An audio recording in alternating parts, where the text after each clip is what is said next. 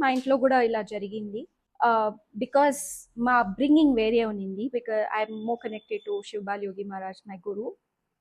He didn't believe in, I mean, he didn't teach us all this, like you have to do this. Mostly meditation was the focus. Second thing being my dad being in army, Yeah. he never let us you know, think towards our perspective undedi kaadu. Good. Even if you had this perspective, it's like, why, you're all humans, we are all equal. So as a girl child, I was never told that you're a girl, you have to sit in a corner even when you had your period. It was never that. It's nature. You can go around as good as your brother and you're raised equally. So I never had that difference. But మా నాన్న 2010లో ఆయన చనిపోయినప్పుడు we as a family, when we got together, my mom lost her consciousness because it was a big shocker for her, because she wanted to save him. She even gave her life back to him, like, you know, for donating an organ. But there, you know, she went into unconscious state, so we didn't do all these rituals. Like ఈ rituals అన్ని ఉండే నాకు తెలియదు అప్పుడు చేస్తారు అని. But the same thing I saw in another house, not in my house. నేను డైరెక్ట్గా చూడలేదు, బట్ వేరే ఇంట్లో చూసినప్పుడు ఆమె సొంతంగా వాళ్ళ భర్త చనిపోయినప్పుడు, ఇది ఊర్లో జరిగింది, నేను చూస్తూ ఉండగా వాళ్ళ ఆయన చనిపోయారు, ప్రాసెస్ జరుగుతుంది, రిచువల్స్.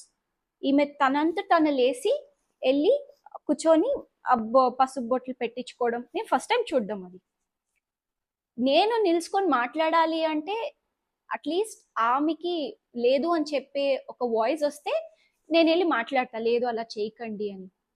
ఆమె అంతటగా వెళ్ళి కూర్చొని నాకు చెయ్యండి. When she did that, my question was, why a woman is doing this? They know it's inhuman, but వాళ్ళంతటగా వాళ్ళు లేసి వెళ్ళి చేపించుకుంటున్నారు. So where is this question if she is agreeing to it? My question is, she's not feeling it inhuman. Whom are you going to stand up for if she's not standing up for herself? Very good question actually. చాలా మంది people ఈ question నన్ను అడిగారు కూడా.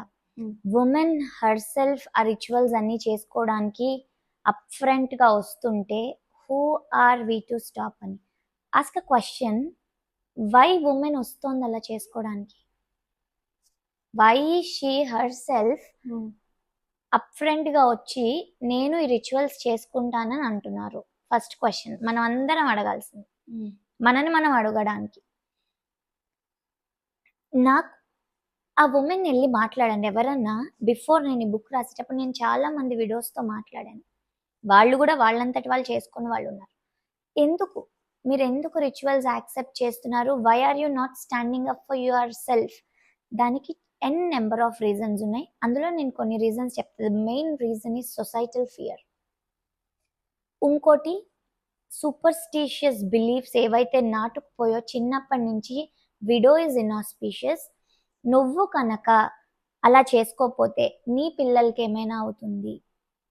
Literally విలేజెస్లో అయితే వాళ్ళకి భయం పెట్టేశారు. ఎలా అంటే, నువ్వు కనుక అలా చేసుకోకపోతే రేపు నీ పిల్లలకి ఏదో అవుతుంది. కొంతమంది చెప్పారు, అలా చేసుకోకపోతే నాకు ఎవరు అబ్బాయి గ్రాండ్ సన్ పుట్టారట, నా అబ్బాయికి అబ్బాయి పుట్టారట, అలా సంథింగ్ ఏవో వాళ్ళ బ్రెయిన్లో స్ట్రాంగ్గా నాటేయడం. ఒక మదర్కి చైల్డ్కి ఏమైనా అవుతుందంటే she will go to any extent. మెయిన్గా అది యూజ్ చేసి చెప్పడం. ఇంకోటి సొసైటల్ ప్రెషర్. ఏంటంటే, హస్బెండ్ చనిపోయారు, ఎవరి కోసం రెడీ అవుతున్నావు నువ్వు? ఇలాంటి చెత్త మాటలు చాలా సొసైటీలో మనం వింటూ ఉంటాం. ఎవరి కోసం రెడీ అవుతావు, సంథింగ్, నీకు ఇవన్నీ ఇప్పుడు అవసరమా, ఇలాంటివన్నీ మాటలు, భయం ఒకటి. సో ఎన్ నెంబర్ ఆఫ్ ఇలాంటి రీజన్స్ అన్నిటి వల్ల వాళ్ళు యాక్సెప్ట్ చేసేస్తున్నారు. ఓకే, నేను ఇప్పుడు ఇలా చేసుకోవడం వల్ల ఓకే రేపు నా పిల్లలు బాగుంటారేమో, సొసైటీ నన్ను మాటలు అనకుండా ఉంటుంది అన్న ఒక యాక్సెప్టెన్స్. ట్రస్ట్ మీ, నేను ఇప్పటికీ ఎంతో మంది విడోస్తో మాట్లాడా.